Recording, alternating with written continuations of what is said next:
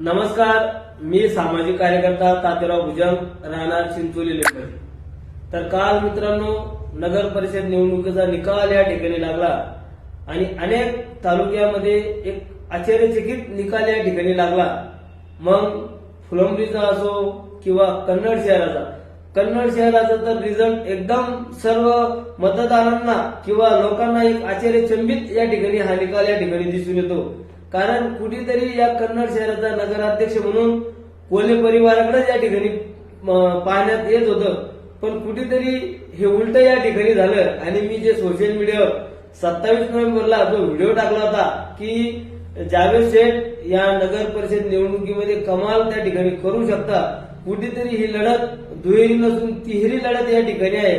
आणि मी या व्हिडिओच्या माध्यमातून असंही सांगितलं होतं की या कन्नड तालुक्यातील जे मोठमोठे मातंबर नेते हे कुठेतरी आंदोलन जावेद शेठ यांना सहकार्य करताना दिसणार आहे.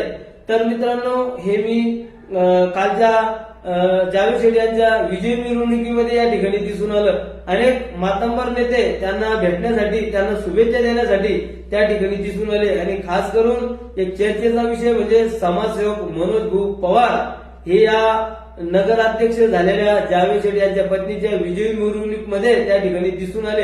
आणि कुठेतरी एक आश्चर्याचा धक्काही त्या ठिकाणी लागला.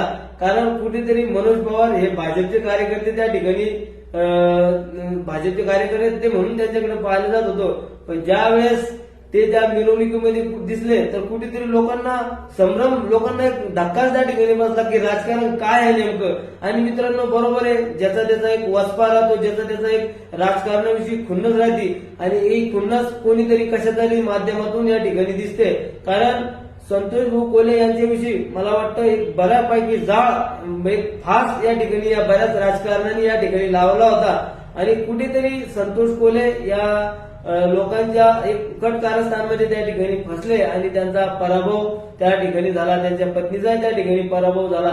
तर कुठेतरी एक कट राजकारणाचे ते बळी त्या ठिकाणी पडले. पण मित्रांनो, ज्याचा त्याचा वैयक्तिक ज्याची त्याची खुन्नस जो तो ज्याच्या त्याच्या परीने त्या ठिकाणी काढत असतो. आपल्याला त्यांच्या मधल्या गोष्टी काही या ठिकाणी माहित नाही, त्यामुळे आपण कोणालाच दोष या ठिकाणी देऊ शकत नाही. त्यानंतर आपल्या कन्नड तालुक्याचे आमदार संजनाताई यांचाही पॅनल या कन्नड नगर परिषद निवडणुकीसाठी त्या ठिकाणी होते. म्हणजे तिरंगी लढत होती. एकीकडे संतोष कोल्हे, एकीकडे संजनाताई, तर एकीकडे जावेद शेठ. तर हे तीन पक्षाचे त्या ठिकाणी उभे होते. पण मित्रांनो, जावेद शेठ विजयी झाल्याच्या नंतर बऱ्याच आमदारताईंचे कार्यकर्ते सोशल मीडियावर व्हिडिओ त्या ठिकाणी टाकत आहे की कुठेतरी करेक्ट कार्यक्रम करण्यात आला. म्हणजे कुठेतरी संतोष कोल्हेविषयी मी त्या व्हिडिओत सांगितलेलं होतं की बरेच राजकीय जे माजी आमदार आहे किंवा मोठमोठे जे कन्नड तालुक्याचे नेते हे कुठेतरी संतोष भाऊ कोल्हे यांच्या विरोधात या ठिकाणी दिसणार आहे. कारण मी सांगितलेले होते की कुठेतरी संतोष कोल्हे येणाऱ्या काळात आमदारकीच्या रेसमध्ये या ठिकाणी राहणार आहे. आणि आमदारकीच्या रेसमध्ये येण्याची शक्यता असताना लोकांना वाटतं की आपल्यामध्ये कॉम्पिटिशन या ठिकाणी झालं नाही पाहिजे. तर कुठेतरी संतोष कोल्हे यांना थांबवण्याचं काम अनेक विरोधकांनी या ठिकाणी केले.